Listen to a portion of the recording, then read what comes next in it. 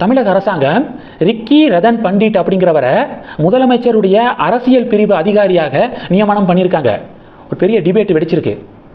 யார் அந்த ரிக்கி ரதன் பண்டிட் தெரியுமா? முதல்வர் விஜயுடைய ஆஸ்தான ஜோசியராம்.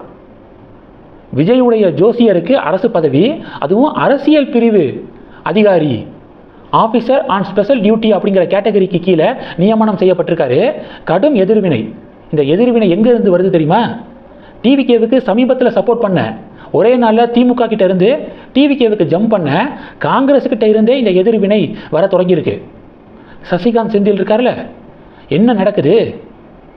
ஆஃபீஸர் ஆன் ஸ்பெஷல் டியூட்டி அப்படிங்கிற கேட்டகரியில் அரசியல் பிரிவு அதிகாரியாக ஜோசியர் நியமனமா? எனக்கு புரியலை அப்படின்னு காங்கிரஸுடைய முக்கிய புள்ளி சசிகாந்த் செந்தில் விமர்சனம் பண்ணியிருக்காரு. டிவிகே கவர்மெண்ட்டை கூட்டணியில் இருக்கக்கூடிய காங்கிரஸ் விமர்சனம் பண்ண தொடங்கியிருக்காங்க. இதன் காரணமாக டிவிகே காங்கிரஸ் இடையே சலசலப்பு நடந்துக்கு இருக்கு. ரெண்டாவது என்ன பார்க்க போகிறோம்? அமமுக எம்எல்ஏ காமராஜ், சாரி இனி இவரை அமமுக எம்எல்ஏ அப்படின்னு சொல்ல முடியாது. ஏன்னா டிடிவி தினகரன் கட்சியுடைய அடிப்படை உறுப்பினர் பொறுப்பிலிருந்தே காமராஜை தூக்கியிருக்காரு. இன்னைக்கு சட்டப்பேரவையில் காமராஜ் டிவிகே கவர்மெண்ட்டுக்கு என்னுடைய ஆதரவை தெரிவிச்சுக்கிறேன், அடுத்த 5 வருடம் உங்களுக்கு என்னுடைய ஆதரவு அப்படின்னு தன்னிச்சையாக அறிவிச்சிருக்காரு. கட்சியுடைய தலைவர் அப்படிங்கிற முறையில் டிடிவி தினகரன்ட்ட கலந்து ஆலோசித்து இது மாதிரி ஒரு அறிவிப்பை வெளியிட்டிருந்தா தப்பு இல்லை. ஆனால் தலைவர்கிட்டையே ஆலோசிக்காம தன்னிச்சையாக சப்போர்ட் அப்படின்னு அறிவிச்சிருக்கிறது கட்சியுடைய விதிமீறல். அதனால அடிப்படை உறுப்பினர் பொறுப்பிலிருந்தே காமராஜை தூக்குறேன் அப்படின்னு டிடிவி தினகரன் அறிக்கை வெளியிட்டிருக்காரு. இது 2. மூணாவது என்ன பார்க்க போகிறோம்? அதிமுக 2 பேட்சா, அதிமுக எம்எல்ஏக்கள் 2 பேட்சா பிரிஞ்சிருக்காங்க. சிவி சண்முகம் தலைமையிலான பேட்சு டிவிகேவுக்கு எங்களுடைய ஆதரவு அப்படின்னு காலையிலே சொல்லிட்டாங்க. இபிஎஸ் தலைமையிலான பேட்சு நாளைக்கு நடக்கக்கூடிய நம்பிக்கை வாக்கெடுப்பில் டிவிகேவுக்கு எதிராக தான் நாங்கள் ஓட்டு போடுவோம் அப்படின்னு இப்போ அறிவிச்சிருக்காங்க. இன்னொரு விஷயம், திருப்பத்தூர் தொகுதி இஷ்யூ, சிவகங்கை மாவட்ட திருப்பத்தூர் தொகுதி இஷ்யூ என்ன அப்படிங்கிறத நான் டீட்டெயிலாக சொல்லிட்டேன். பெரிய கருப்பன் கோர்ட்டுக்கு போனது இதெல்லாம் நான் சொல்லிட்டேன்னா, இப்போது கோர்ட்டு பார்த்தீங்கன்னா டிவிகே எம்எல்ஏ நம்பிக்கை வாக்கெடுப்பில் பங்கேற்க தடை விதிச்சிருக்காங்க கோர்ட்டு. நீதிமன்றத்துடைய மறு உத்தரவு வரும் வரை சட்டப்பேரவையில் நடக்கக்கூடிய வாக்கெடுப்பில் டிவிகே எம்எல்ஏ பார்ட்டிசிபேட் பண்ணக்கூடாது அப்படின்னு ஹைகோர்ட்டு ஆர்டர் போட்டிருக்காங்க. இது பரபரப்பை ஏற்படுத்தியிருக்கு டிவிகே மத்தியில்.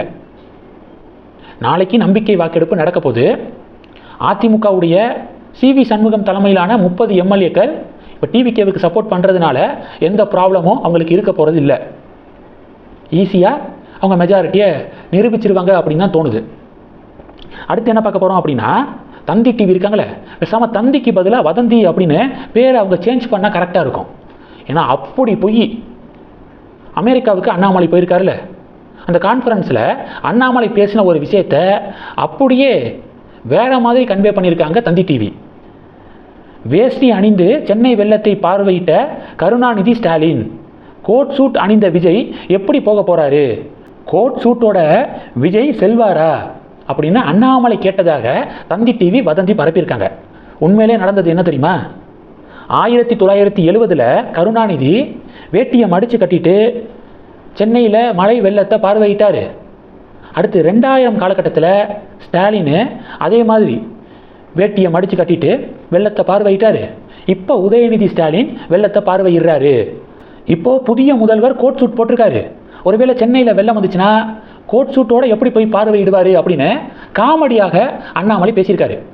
அண்ணாமலையுடைய மெயின் டார்கெட்டு திமுகவுடைய முக்கிய புள்ளிகள். அண்ணாமலை சொல்கிறாரு, 40 வருடங்களுக்கு மேலாக ஒரு குடும்பம் சென்னை வெள்ளத்தை நாங்கள் சரி செய்கிறோம் அப்படின்னு சொல்லி மாறி முதல்ல கருணாநிதி, அடுத்து ஸ்டாலின், அடுத்து உதயநிதி ஸ்டாலின், இப்படி அவங்களுடைய கெட்டப் தான் சேஞ்ச் ஆனிச்சு.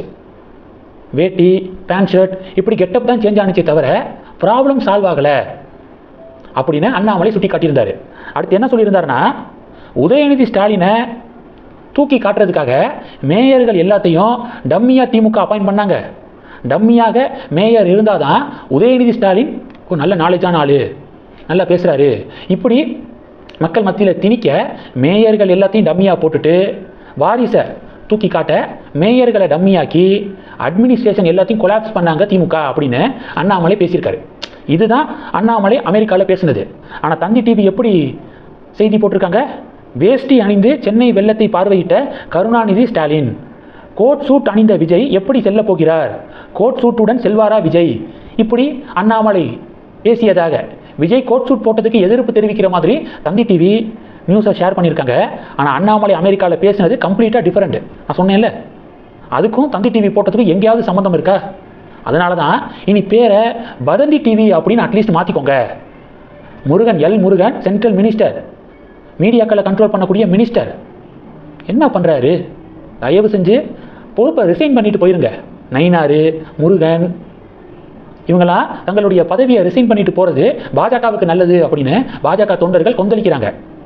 இந்த செய்திகள் எல்லாத்தையும் பற்றி உங்களுடைய பார்வைகளை மறக்காமல் கமெண்ட் பண்ணுங்கள். தொடர்ந்து கணக்கில் இருங்க. அடுத்தடுத்து நிறையா பதிவுகளை பார்க்க போகிறோம். நன்றி. ஜெய் ஹிந்த்.